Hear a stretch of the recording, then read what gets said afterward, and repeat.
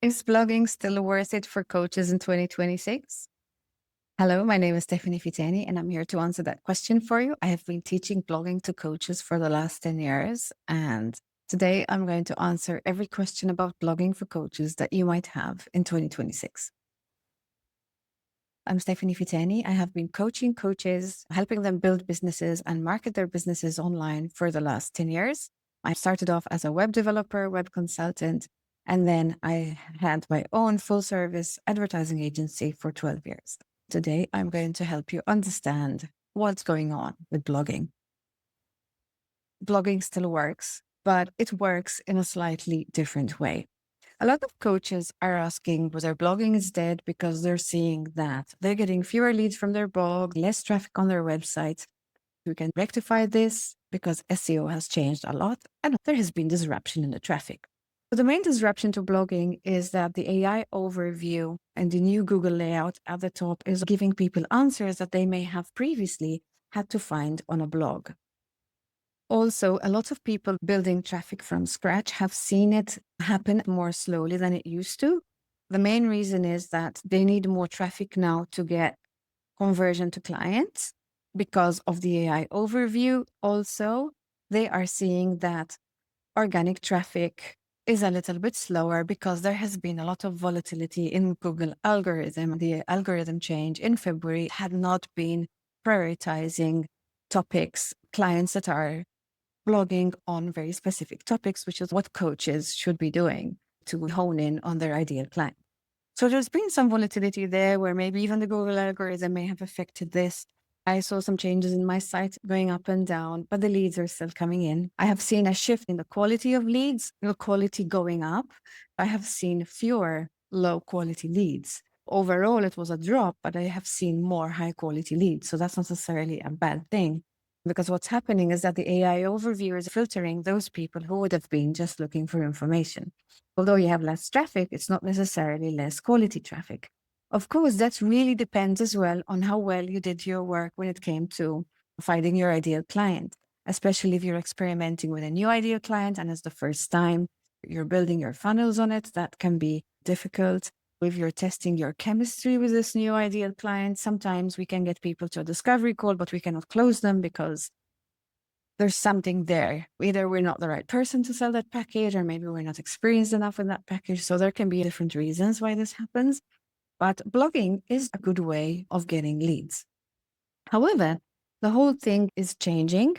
And what still matters are the following. So blogging still matters for long-term visibility because ultimately, although people are maybe searching more on ChatGPT and Claude and similar tools and searching a little bit less on Google, what's happening is that long-form content, blogs on your website is where these LLMs are getting their data. So if there was no internet, you wouldn't be able to go to ChatGPT and ask it questions. If you want to improve your visibility in the long term, you need to have long-form content on your website. So whether it's through Google, whether it's through AI and all these other tools in the future, you need to have content out there that positions you as an authority. This is especially important when you are a coach. So here are a few things that I have seen that are getting in the way of people getting their blog posts work for them. Optimization has become very important. So Google has shifted the algorithm into giving priority to topic experts. And therefore, what is no longer working is people who are publishing broad generic content, people who are writing without a clear niche or topic cluster. When I talk about topic clusters is when you have a topic and you have through different blog posts looked at all the different aspects and that topic. People who ignore internal linking your blog posts together in a logical way. This is extremely important because AI tools are trying to understand your website and these links help them find more information. Content that has no call to action doesn't help LLMs and Google understand what the next step is going to be from your content. Sometimes you can be perceived as a non-business, less of an authority because you don't have your call to action. So make sure you have good call to actions all over your site. one of the things that you cannot expect is to get instant results from just posting one post a week. AI tools have really improved, and it is now possible to create really good, high quality content with the help of AI. So people are becoming more productive. So if up to 6 months ago, you could post 3 posts a week and see a 4 to 6 months rise in traffic and start getting leads, and maybe in 8 to 18 months, get a very solid lead generation and business growth through that is now multiplying. And I'm going to be completely honest, nobody really knows the numbers. Nobody out there seems to know the numbers. More and more people are generating topics, client content and blogs, people who are actually experimenting with actually posting up to 100 blogs a month using optimized systems through AIs. Obviously, these are companies with big teams and they are not competing in the coaching sphere. However, what I mean is that the amount of content being created is multiplying. It doesn't mean that we just step back and don't create content. What we need to do is take a look at our field. And this is some information that I will be posting in the next few months because it's something I'm looking into myself. It's important for us to be able to look at how much our competitors are actually creating. It's not just the blogs, but it's also social media content. It's also YouTube content.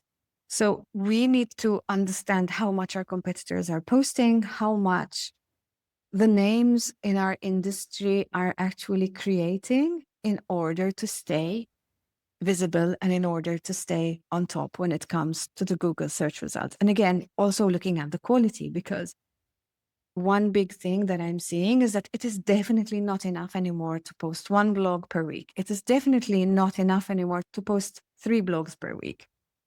I cannot really tell you how much this is going to go up. I would say at the moment, 3 blogs per week would be your minimum. You can stay afloat on that and you can keep growing your traffic to some extent. But I would say that is definitely going to increase. And another thing is that there are so many repurposing tools as well. So for instance, if you take a look at AI search results and you take a look at Google results, video is featuring a lot more. And this makes absolute sense because it's just a great way of getting really authentic content. Let's just quickly wrap up by saying what you need to do and what is working now. Definitely do not stop blogging. That is going to ruin all the effort you've put in so far. Find ways of multiplying the amount of content you create. I am going to be creating a couple of workshops to help my clients with this. I will be publicizing this so that people can join. So if this is something you want to do, subscribe to this channel and I'll let you know how you can join. Frequency and quality has to go up. People are creating more content, but better quality content. We used to say AI content is rubbish. The truth is AI content is not rubbish anymore. If you use AI properly, you can create content that is better than what you would have created without.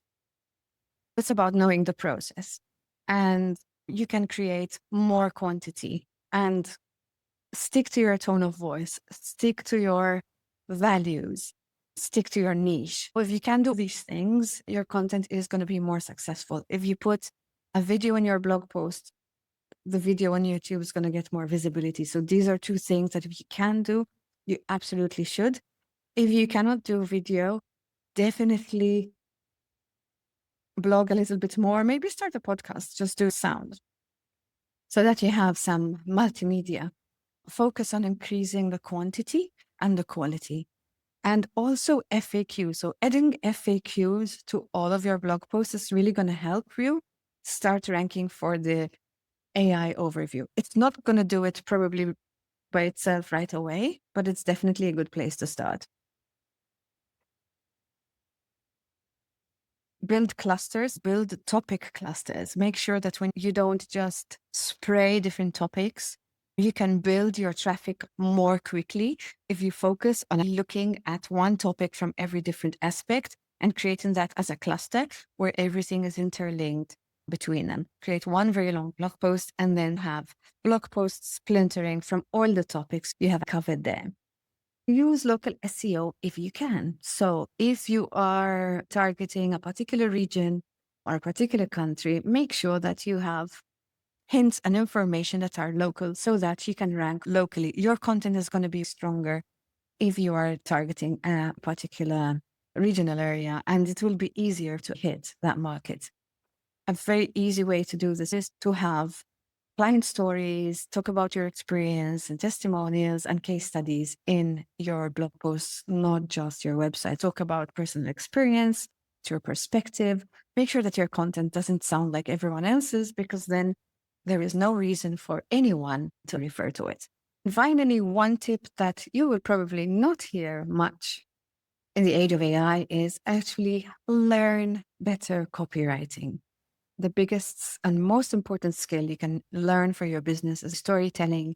On top of that, blogging. What makes a good blog post? What are the different elements? How do we optimize that blog post so that it can rank in AI? Make sure that you learn current blog post skills, because the tools of the past have been diluted by the current situation. If you've had blogging training in the past, make sure you update it. And if you've done SEO training in the past, make sure you stay up to scratch. If you need any help, click the link underneath this video or pop a couple of questions underneath and I'll be happy to help you out. Okay, that's all I had for today, and I look forward to seeing you next week.